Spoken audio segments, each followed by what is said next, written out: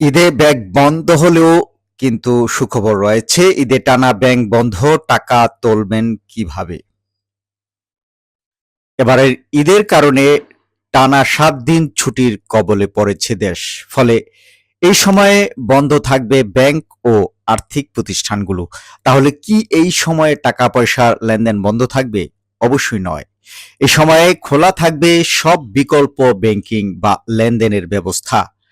বন্ধের সময় নগদ টাকার প্রয়োজন হয়, এই সময় এটিএম বুথ এবং এমএফএস এর ক্যাশ আউটই ভরসা।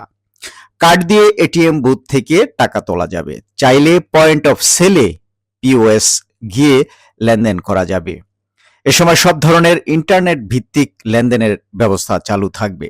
পাশাপাশি বিকাশ, রকেট ও নগদের মতো মোবাইল ফিনান্সিয়াল সার্ভিস বা এমএফএস চালু থাকবে।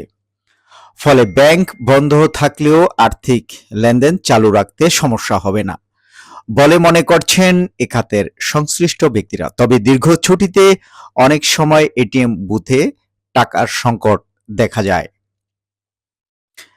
নির্দেশনায় যা আছে, পবিত্র ঈদ উল ফিতরের ছুটিতে ব্যাংকের এটিএম বুথে পর্যাপ্ত টাকা রাখার জন্য সব ব্যাংকে নির্দেশ দিয়েছে বাংলাদেশ ব্যাংক।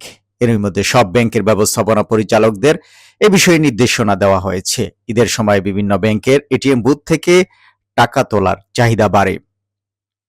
এটিএম বুথের সামনে গ্রাহকদের দীর্ঘ সারি দেখা যায়। শুধু এটিএম নয়, point of sale, QR code, internet bank, online payment gateway ও মোবাইল ফিনান্সিয়াল সার্ভিসের মাধ্যমে গ্রাহকদের নিরবচ্ছিন্ন লেনদেন নিশ্চিত করতে প্রয়োজনীয় ব্যবস্থা নিতে বলা হয়েছে।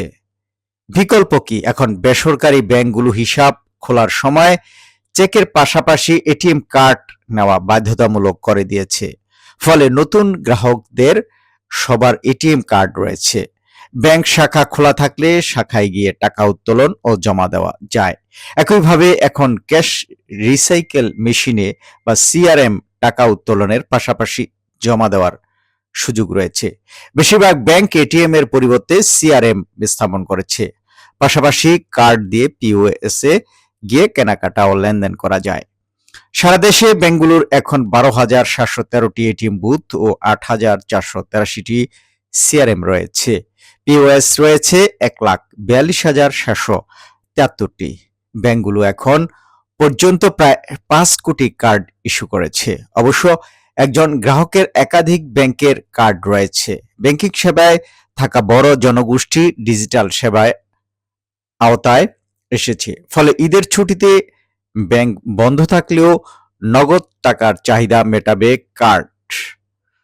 এর বাইরে এখন ব্যাংকের নিজস্ব অ্যাপ সহ ইন্টারনেট ভিত্তিক সেবা রয়েছে। এই সেবার মাধ্যমে এক ব্যাংকের গ্রাহক অন্য ব্যাংকের গ্রাহককে তাৎক্ষণিক টাকা পাঠাতে পারে। ফলে ঈদের বন্ধে টাকা পাঠানোর কাজটি বন্ধ থাকবে না। এখন ইন্টারনেট ব্যাংকিং সেবায় গ্রাহক 1,25,00,000। গত জানুয়ারিতে এই সেবায় 1,00,000 কোটি টাকার বেশি লেনদেন হয়েছে। এর মধ্যে ইসলামী ব্যাংকের সেলফিন, ডাচ বাংলা ব্যাংকের নেক্সাস পে, ব্র্যাক ব্যাংকের আস্থা, সিটি ব্যাংকের সিটি টাচ, ঢাকা ব্যাংকের গো প্লাস, ইস্টার্ন ব্যাংকের স্কাই ব্যাংকিং, মিউচুয়াল ট্রাস্ট ব্যাংকের এমটিবি নিউ বেশ জনপ্রিয়। বিকাশ, নগদ ও রকেটের মতো মোবাইল ফিনান্সিয়াল সার্ভিস সেবা এখন ব্যাপক জনপ্রিয়। এই সেবাগুলোর সবই খোলা থাকছে। এসব সেবায় ব্যাংক থেকে টাকা জমা করা যাচ্ছে। পাশাপাশি ঈদের বন্ধে এজেন্টের সেবা চালু থাকবে, তাই টাকা উত্তোলন ও জমা দেওয়া যাবে। তবে এখানে একটি বিষয় সতর্ক থাকতে হবে, যখনই আপনারা এটিএম বুথে টাকা তুলতে যাবেন, সেই এটিএম বুথের যদি বড় অঙ্কের কোনো টাকা তোলেন তাহলে আশেপাশে আপনি সতর্ক থাকবেন, কারণ এই সময়ে কিন্তু ফাঁকা থাকে ঢাকা এবং আইন শৃঙ্খলা বাহিনীর সদস্যরাও কিন্তু মূল সড়কগুলো সহ অন্য জায়গায় ব্যস্ত থাকেন। এই সুযোগে কিন্তু ছিনতাইকারী এবং ডাকাত চক্র কিন্তু আপনাকে ফলো করতে পারে। এই বিষয়টি মাথায় রেখে সবাইকে ঈদের শুভেচ্ছা জানিয়ে ঈদ মোবারক, সবার জন্য শুভকামনা। ধন্যবাদ।